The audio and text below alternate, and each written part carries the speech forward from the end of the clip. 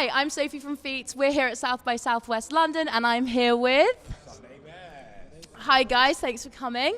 So, before we get started, you guys just want to introduce yourselves, tell us a bit about Sunday Best. I guess I'm Richard, I play bass. I'm Alfie, I play guitar. I'm Alex, I sing lead vocals. I'm Matthew, I play drums. I'm Dean, I also play guitar. Trying to be best or so bad. What you guys do? Sunday Best essentially is a random group of it's a ragtag bunch of misfits from in and around London that play very funky post-hardcore.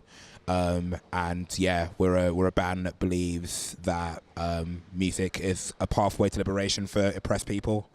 And yeah, we're fully DIY, and yeah, we love what we do. Love that. So, what out of your discography, what's the quintessential Sunday Best song? Oh, well, at the moment, our most recent single, Dig Deep, I think kind of has a little bit of everything that makes us who we are, like a little bit of funk, a little bit of shoegaze, a little bit of hardcore. So that's like our most recent one.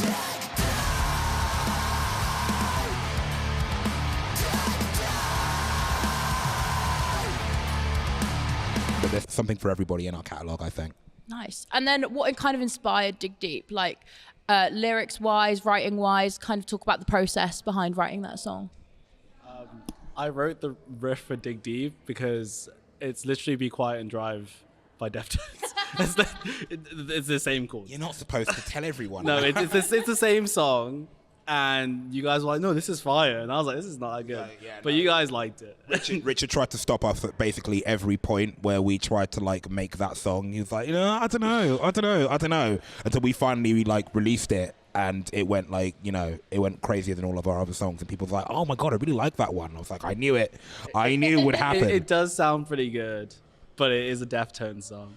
But I love Deftones, so I'm happy about that. There are so many Deftones songs out there, and not all of them are by Deftones, so I feel like that's fine.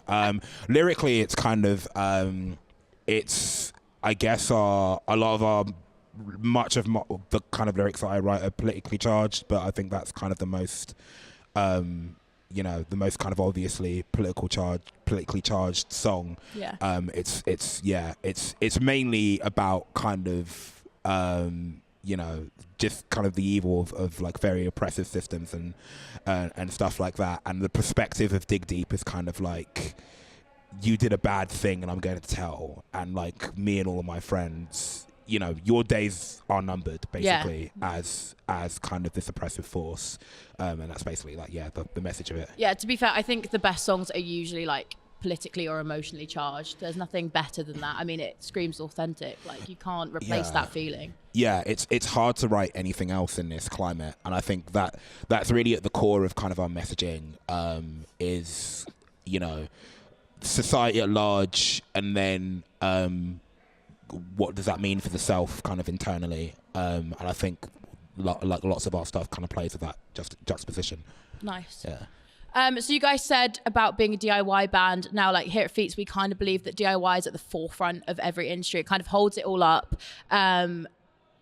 What does that mean to you, being a DIY band, kind of being young people in an industry that's so scary sometimes, and definitely when you feel like a misfit, it's hard to kind of push your way forward. How have you guys kind of coped with that and like using that to like push you guys through? It means everything. To us, we're all from kind of different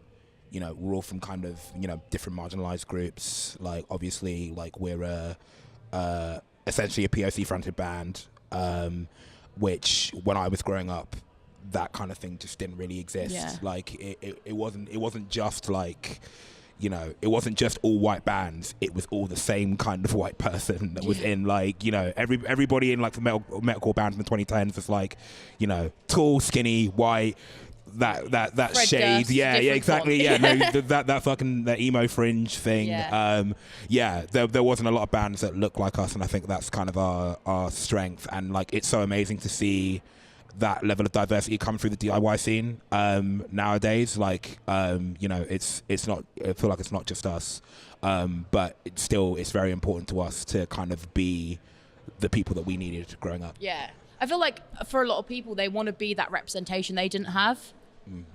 I was gonna say, to me, like DIY is like 100% just about friendship, pretty much. Like, this is happening because we were all friends, and like half the bands we played with today were all just friends helping each other out, and that's what makes the scary industry less scary. Yeah, when community. you know you got like people who have your back. I think most of our shows have come from people we're just friends with, and most of the big example shoes have come from that. So just looking out for each other, I'd say. Yeah. That's what I think. I think like at Feats, we can kind of relate to that. Like, we literally made Feats in an architect's queue like 3 years ago. We were like, we want to do this, let's do it, because no one else is giving us the chance, so let's make that chance ourselves. So this is our favorite question. We ask this every single interview, so we'll go down the line, everyone kind of have their bit in it. So at Feats, we always ask, dead or alive, if you could either feature on someone else's or they could feature on your song, what artist would you choose and why? I'll let them go first. I need to think about mine. Yeah, go on. I personally have to say, MF Doom, man. MF Doom and the Sunday Best song would go crazy. My original answer would be like, I was gonna for some reason say James Brown. I wanted to be in his band, and I remembered like, I have no money, and he finds everybody £5 for wrong notes, and it's like, yeah, I'd be bankrupt if I joined James Brown's band. But no, MF Doom, a cheeky bit of MF Doom, and something like Ghost, I think. I think Wes Borland, because he just write Riff master. really underrated, masked up, would write the weirdest shit, and I don't know, I just find some way to really fuck with that. So yeah. Probably, I think Rage Against the Machine. I'd love to drum with Rage Against the Machine, man. There's a lot of similarities, I think, with us and Rage. So, yeah, I think it'd be fire. Imagine the lineup: Rage, Knives, us.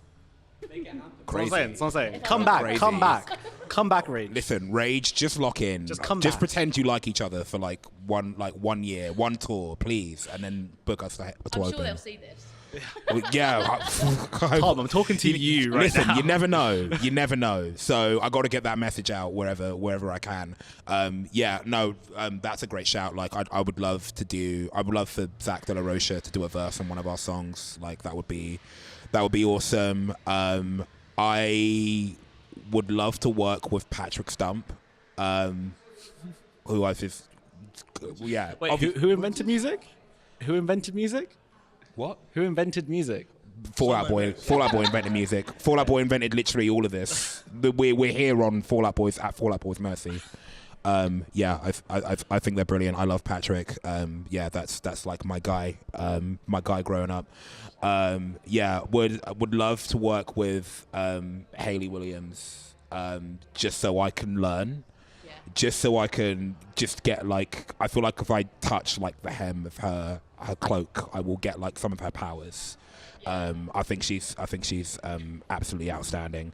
And the other one that it's kind of a weird one, but I would love to work with Florence Welch or Sampha, just because there's a South London connection there. I'm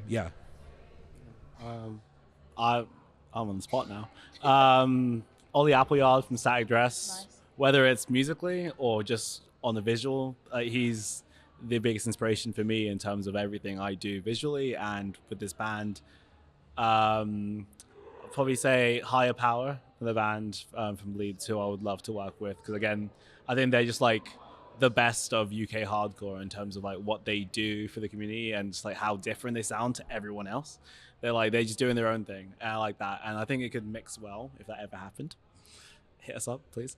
And I mean, crazy one, but like MCR, obviously, because like we're an emo band, of course. Like, you know, If they called, I would not. I would run. I would actually jump out a window if they called. I would go straight there.